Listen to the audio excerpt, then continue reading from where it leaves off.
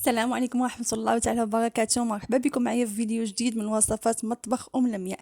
كنتمنىكم تكونوا بخير وعلى خير وما ناقصكم حتى خير. اليوم ان شاء الله غادي نشارك معكم حلوه اللي كتجي زوينه ورطبه واللي داقه من عندك ما يمكنش ما يقولش لك عطيني المقادير ديالها.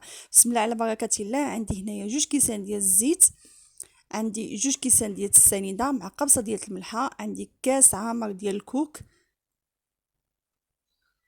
قبيصه ديال الملحه ولا بده، عندي هنايا ربعه ديال الزبده اللذة غير الزبده العاديه، عندي شاصيه وحده ديال خميره الحلويات، عندي هنايا كميه اللي بغيتي ديال الشوكولات فيرميسيل، عندي هنايا عاوتاني شويه ديال الزبيب اللي شديتو قطعته مزيان، عندي واحد شاصيه ديال الفاني.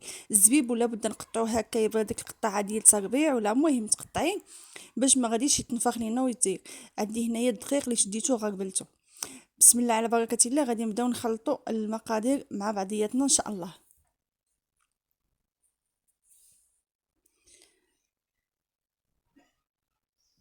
اول حاجه غادي نبدا بالزبده. الزبده انا ما كنتش يعني ماشي على حراره المطبخ، كانت عندي ديجا في الثلاجه ونسيت ما جبتهاش، فشديتها قطعتها هكايا بالموس وغادي نحاول انني نمعكها. نمعكها مع شويه ديال السنيده، مع 2 كيسان ديال السنيده، سمحوا لي، مع 2 كيسان ديال السنيده باش هكا تسهل عليا انني ندوبها وترجع بحال البوماد. ولا بد غادي نعطيوها دليك مزيان مزيان تتولي لينا على شكل بوماد وما تبقاش لينا هكا كينات حبات. من الاحسن الا كانت عندكم نتوما الزبده تكونوا خرجتوها من الثلاجه ولا تكونوا يلا شريتوها، المهم تكون شويه دايبه كما كنقولوا. غادي نضيف عليهم مباشره 2 كيسان ديال الزيت، وهنا غادي نعطيها الخدمه. كما قلت لكم انا الزبده غلطت انني ما جبتهاش قبل. المهم هنا غادي نبقى ندلك فيها مزيان حتى ترجع ليا بوماد، لاننا كندلكو الحلويات دائما كندلكوهم في الاول ديالهم. ملي كنضيفوا الدقيق فصافي ما كيبقى يدليك هذيك الساعه. صافي هنا غادي ندلكها مزيان مزيان حتى طوع عليا ديك الزبده مع السنيده ويذوب ليا السنيده والزبده حتى هي كيف ما قلت لكم ما تبقاش ليا حبيبات كيف ما كتشوفوها هكايا، تولي ليا بحال شكل ديال البوماد. فهنايا مباشرة بعد ما معكتها مزيان كيف ما شفتوا غادي نضيف ليها كاس ديال الكوك، وهنايا تقريبا شي 3 المعالق ديال الزبيب اللي هو مقطع، وهنايا شاصية فاني راه ماشي غير بنه فاني، راه كيخلي البهله اولا هاد الحلويات هادوك كيخليهم شادين في راسهم هكايا، ماشي كيعطيوهم واحد القوام ديال الحلوه اللي كتسمعها كطرطق هكايا المهم ولا بد هاد الفاني ولا بد في بهله ولا في هاد الحلوه. هاد الحلوه راه بحال البهله، هادي حلوه الثومه بالفيرميسيل. هنايا ضفت داك شاصيه ديال الخميره، شاصيه وحده ديال الخميره، وضفت الدقيق اللي انا ديجا غربلته 2 مرات.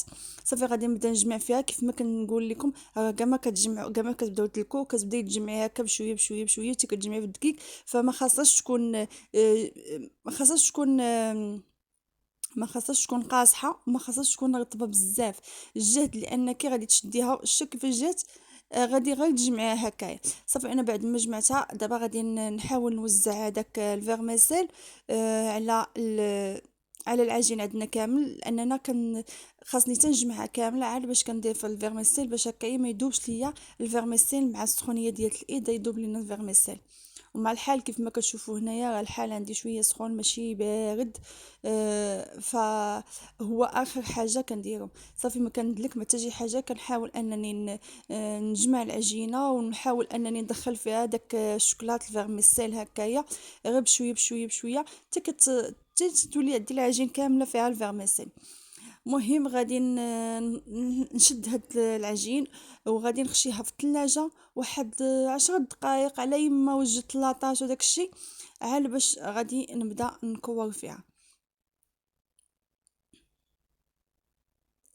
صافي هنايا بغيت غير نوريكم كيفاش غادي ندير ليها. فانا غادي نستعين بالميزان باش يجيوني الحبات كاملين ندير فيهم 20 غرام.